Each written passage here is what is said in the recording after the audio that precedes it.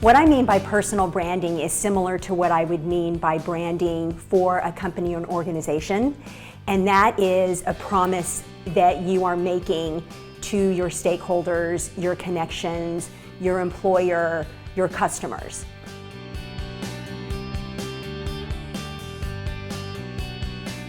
Women, or anybody these days, is a brand whether they know it or whether they develop it or not.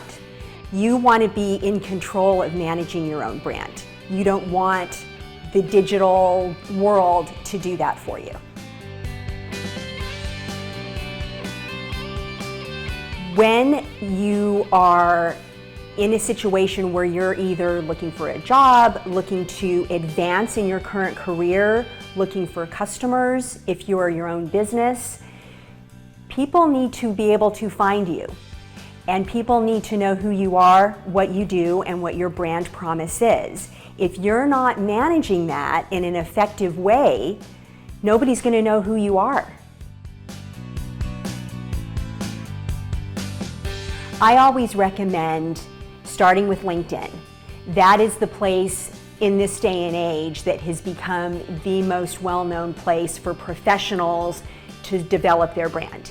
And because they've added features and methods by which you can include things that you've written, video clips, photographs, things that you have published. Once you've completed your profile, you can continue to manage and update it easily and make sure that you're active on discussion groups and community groups where you can sort of enter into conversations with your stakeholders and they get to know you in that way as well.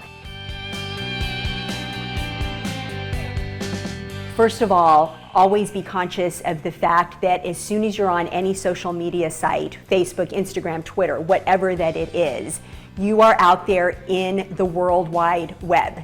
So while you may be very professional and above board on your personal Facebook site, your friends may not be.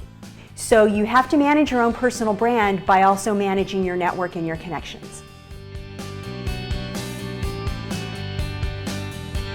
My pet peeve when it comes to personal branding is when I see somebody's photograph on LinkedIn or on any type of professional site where they're represented professionally, and it's a picture of them in a party dress and whoever they're standing with in the selfie is cut out.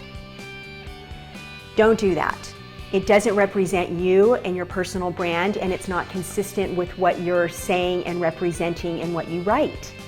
So you don't necessarily need to have an expensive photographer and a full-on professional photo session, but make sure that people can see you and get a sense of who you are and what you represent, and that it's consistent with your brand promise.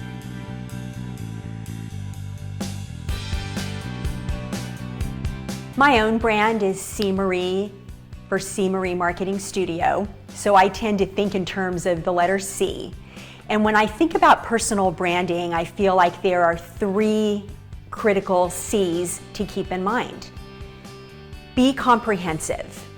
You want to be ubiquitous. It doesn't have to take a lot of time.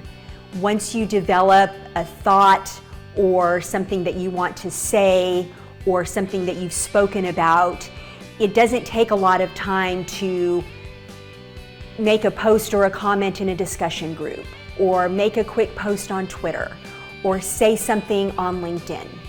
Take any opportunity that you can to deliver your message and deliver your brand promise and represent yourself as your brand. Concise. Even though you want to be everywhere, you also want to do it in a concise manner. My colleague, Amy Lemley, calls it packing a tighter snowball.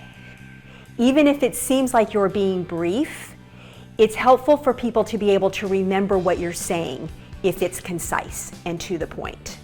And the third C is be consistent. Part of delivering on your brand promise is to always be consistent with what you're saying, what you believe, what you're delivering on.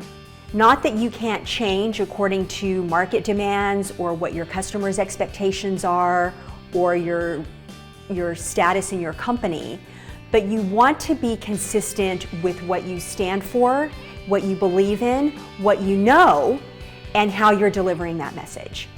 Be consistent, be concise, and be comprehensive.